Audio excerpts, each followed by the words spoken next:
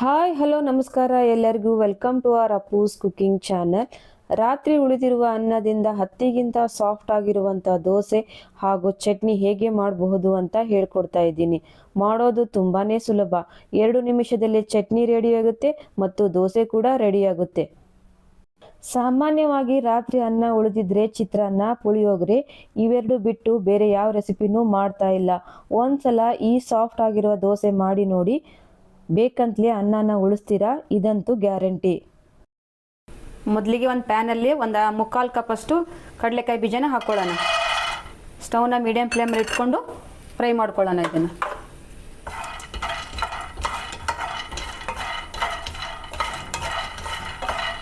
ಸ್ಟವ್ನ medium ಫ್ಲೇಮಲ್ಲಿ ಇಟ್ಕೊಂಡು ಚೆನ್ನಾಗಿ ಫ್ರೈ ಮಾಡ್ಕೊಳ್ಳೋಣ. ಇದನ್ನು ನೋಡಿ, ಇಲ್ಲಿ ಕಡಲೆಕಾಯಿ ಬೀಜ ಚೆನ್ನಾಗಿ ಡ್ರೈ ರೋಸ್ಟ್ ಆಗಿದೆ. ಇವಾಗ ಇದು ಚೆನ್ನಾಗಿ ಹುರಿದಿದೆ. ಒಂದು ಪ್ಲೇಟಿಗೆ ತೆಗೆಯೋಣ ಇದನ್ನು. ಇವಾಗ ಅದೇ ಪ್ಯಾನ್ಗೆ 1 ಟೇಬಲ್ ಸ್ಪೂನ್ ಅಷ್ಟು ಎಣ್ಣೆ ಹಾಕ್ಕೊಳ್ಳೋಣ. ಅರ್ಧ ಸ್ಪೂನು ಜೀರಿಗೆ, 1 ಸ್ಪೂನು ಉದ್ದಿನಬೇಳೆ,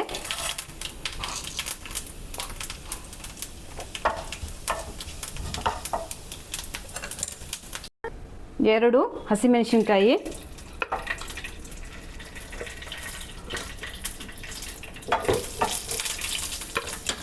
1 ಈರುಳ್ಳಿ, 1 ಮೀಡಿಯಂ ಸೈಜ್ ಅಷ್ಟು ಈರುಳ್ಳಿ ಹಾಕ್ಕೊಳ್ಳೋಣ.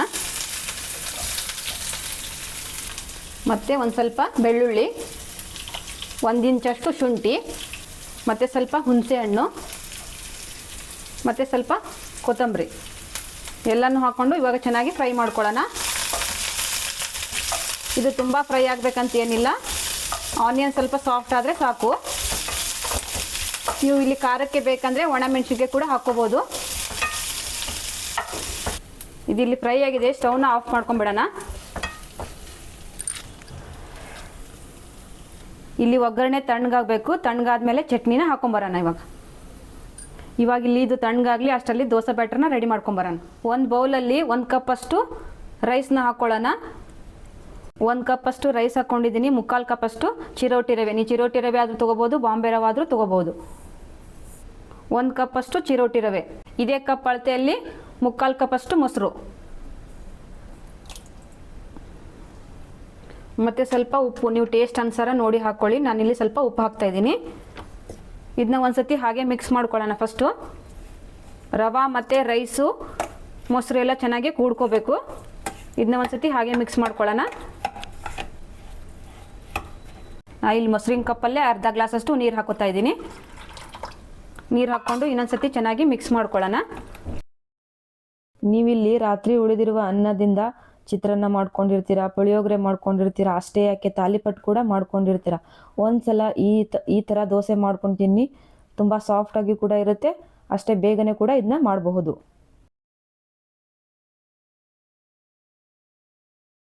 ಇವಾಗ ಇದನ್ನ ಒಂದು ಮಿಕ್ಸಿ ಜಾರಲ್ಲಿ ಹಾಕಿ ರುಬ್ಕೊಂಬರೋಣ. ಇವಾಗ ಇಲ್ಲಿ ನಾನು ಮಿಕ್ಸ್ ಮಾಡ್ಕೊಂಡಿರೋಂಥ ಮಿಶ್ರಣನ ಮಿಕ್ಸಿ ಜಾರಿಗೆ ಹಾಕ್ಕೊಂಡಿದ್ದೀನಿ. ಸ್ವಲ್ಪ ನೀರು ಹಾಕ್ಕೊಂಡು ಇದನ್ನ ದೋಸೆ ಹಿಟ್ಟಿನ ಥರ ನೈಸಾಗಿ ರುಬ್ಕೊಂಬರೋಣ. ಇವಾಗ ಇಲ್ಲಿ ನಾನು ನೈಸಾಗಿ ದೋಸೆ ಹಿಟ್ಟಿನ ಥರ ರುಬ್ಕೊಂಡ್ಬಂದಿದ್ದೀನಿ. ಒಂದು ಬೌಲ್ಗೆ ತೆಗೆಯೋಣ. ಇದನ್ನು ಸ್ವಲ್ಪ ಸೋಡಾ ಪುಡಿ ಹಾಕ್ಕೊಳ್ಳೋಣ. ಮತ್ತು ಸ್ವಲ್ಪ ಕಲರ್ಗಂತ 1 ಟೇಬಲ್ ಸ್ಪೂನ್ ಅಷ್ಟು ಸಕ್ಕರೆ ಹಾಕ್ಕೊಳ್ಳೋಣ.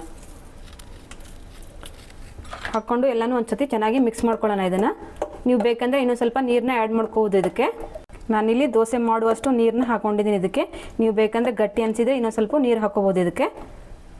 ಇವಾಗ ಇಲ್ಲಿ ಇದು ಒಂದು 5 ನಿಮಿಷ ನೆನಿಲಿ, ಅಷ್ಟರಲ್ಲಿ ಚಟ್ನಿ ಮಾಡ್ಕೊಂಬರೋಣ. ಇಲ್ಲಿ ಒಂದು ಮಿಕ್ಸಿ ಜಾರಿಗೆ ಆವಾಗಲೇ ಮಾಡ್ಕೊಂಡಿರುವಂಥ ಆನಿಯನ್ ಮತ್ತು ಬೆಳ್ಳುಳ್ಳಿ ಎಲ್ಲ ಫ್ರೈ ಮಾಡ್ಕೊಂಡಿದ್ವಲ್ಲ, ಆ ಮಿಶ್ರಣನ ಇದಕ್ಕೆ ಹಾಕ್ಕೊಳ್ಳೋಣ.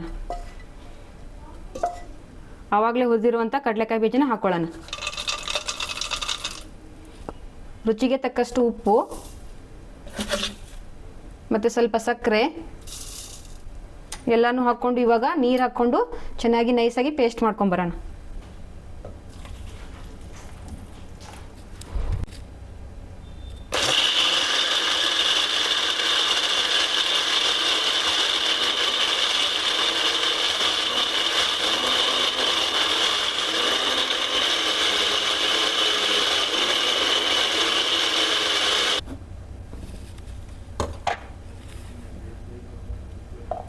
ಇವಾಗ ಇಲ್ಲಿ ನಾನು ನೈಸಾಗಿ ಪೇಸ್ಟ್ ಮಾಡ್ಕೊಂಬಂದಿದ್ದೀನಿ. ನೀವು ಇಲ್ಲಿ ಗಟ್ಟಿ ಅನಿಸಿದರೆ ಇನ್ನೊಂದು ಸ್ವಲ್ಪ ನೀರನ್ನ ಹಾಕೋಬೋದು ಇದಕ್ಕೆ.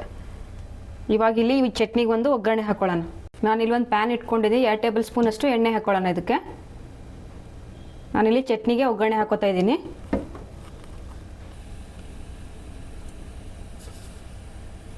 ಇವಾಗ ಇಲ್ಲಿ ಎಣ್ಣೆ ಕಾದಿದೆ.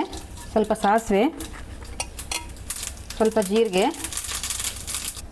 ಒಂದು ಒಣಮೆಣಸಿನ್ಕಾಯಿ ಮತ್ತು ಸ್ವಲ್ಪ ಇವಾಗ ಇಲ್ಲಿ ಒಗ್ಗರಣೆ ರೆಡಿಯಾಗಿದೆ. ಚಟ್ನಿಗೆ ಹಾಕೊಳ್ಳೋಣ ಇದನ್ನು. ಇಲ್ಲಿ ಒಗ್ಗರಣೆ ತಣ್ಣಗಾಗಿದೆ. ಮಾಡಿರುವಂಥ ಚಟ್ನಿನ ಇದಕ್ಕೆ ಹಾಕೊಳ್ಳೋಣ. ಇವಾಗ ಇಲ್ಲಿ ಒಂದು ಸತಿ ಚೆನ್ನಾಗಿ ಮಿಕ್ಸ್ ಮಾಡ್ಕೊಳ್ಳೋಣ. ನೀವು ಗಟ್ಟಿ ಅನಿಸಿದರೆ ಇನ್ನೊಂದು ಸ್ವಲ್ಪ ನೀರು ಹಾಕೋಬೋದು ಇದಕ್ಕೆ. ನಾನಿಲ್ಲಿ ಇನ್ನೊಂದು ಸ್ವಲ್ಪ ನೀರು ಹಾಕೋತೀನಿ. ನಾನು ಇದಕ್ಕೆ ಇನ್ನೊಂದು ಸ್ವಲ್ಪ ನೀರು ಹಾಕೋತಾ ಇದ್ದೀನಿ.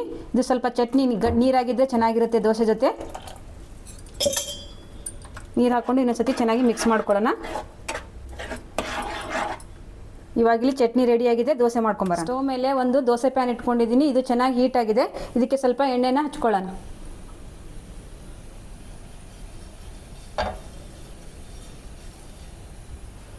ಇವಾಗಿಲ್ಲಿ ತವ ಚೆನ್ನಾಗಿ ಹೀಟ್ ಆಗಿದೆ. ಇವಾಗ ದೋಸೆನ ಹಾಕ್ಕೊಳ್ಳೋಣ. ನೀವು ಬೇಕಂದರೆ ತೆಳ್ಳಗೂ ಕೂಡ ಹಾಕೋಬೋದು, ದಪ್ಪನೂ ಕೂಡ ಹಾಕೋಬೋದು. ಇದು ಸ್ವಲ್ಪ ದಪ್ಪ ಇದ್ದರೆ ಚೆನ್ನಾಗಿ ಬರುತ್ತೆ. ನಾನಿಲ್ಲಿ ಸೆಟ್ ದೋಸೆ ಮಾಡ್ತಾಯಿದ್ದೀನಿ. ಸಾಕು, ಇಷ್ಟಿದ್ರೆ ಸಾಕು. ಮತ್ತು ಮೇಲುಗಡೆ ಸ್ವಲ್ಪ ಎಣ್ಣೆ. ಈ ದೋಸೆ ತುಂಬ ಮೃದುವಾಗಿ ಬರುತ್ತೆ. ನಾವಿಲ್ಲಿ ರೈಸಿಂದ ಮಾಡಿವಂತ ಗೊತ್ತನೇ ಆಗಂಗಿಲ್ಲ. ಇದು ಅಷ್ಟು ಮೃದುವಾಗಿ ಬರುತ್ತೆ. ತಿನ್ನೋಕೆ ಕೂಡ ಅಷ್ಟೇ ಟೇಸ್ಟಿಯಾಗಿರುತ್ತೆ. ನೀವು ಒಂದು ಸತಿ ಇದನ್ನು ಟ್ರೈ ಮಾಡಿ ನೋಡಿ.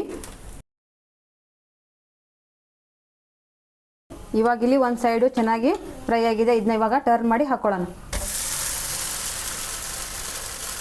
ನೋಡಿ, ಇಲ್ಲಿ ಕಲರ್ ಕೂಡ ಎಷ್ಟು ಚೆನ್ನಾಗಿ ಬಂದಿದೆ. ನಾರ್ಮಲ್ ದೋಸೆಗಿಂತ ಇನ್ನೂ ಕಲರ್ ಚೆನ್ನಾಗಿಯೇ ಬಂದಿದೆ. ಇದು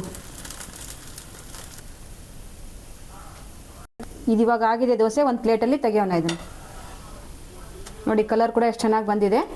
ಇವಾಗ ಒಂದು ಪ್ಲೇಟಲ್ಲಿ ತೆಗೆಯೋಣ ಇದನ್ನು. ನೋಡಿದ್ರಲ್ಲ, ತುಂಬಾ ಸಿಂಪಲ್ ಆಗಿರುವ ದೋಸೆ ರೆಡಿಯಾಗಿದೆ. ಇದಕ್ಕೆ ಕಾಂಬಿನೇಷನ್ ಆಗಿ ನಾನು ತೋರಿಸಿದ್ನಲ್ಲ ಆ ಚಟ್ನಿ ಟ್ರೈ ಮಾಡಿ ನೋಡಿ, ಸಖತ್ತಾಗಿರುತ್ತೆ. ಇನ್ನೇಕೆ ತಡ, ಇವತ್ತೇ ಈ ರೆಸಿಪಿನ ಟ್ರೈ ಮಾಡ್ತಿರಲ್ಲ. ಈ ವಿಡಿಯೋನ ನೋಡಿದ ಮೇಲೆ ಬೇಕಂತಲೇ ಅನ್ನನ ಉಳಿಸ್ತೀರಾ, ಇದಂತೂ ಗ್ಯಾರಂಟಿ. ಇದಾಗಿತ್ತು ಇವತ್ತಿನ ರೆಸಿಪಿ. ನಮ್ಮ ರೆಸಿಪಿ ಇಷ್ಟ ಆದರೆ ನಮ್ಮ ಚಾನಲ್ಗೆ ಸಬ್ಸ್ಕ್ರೈಬ್ ಮಾಡಿ. ಟೇಕ್ ಕೇರ್, ಬಾಯ್.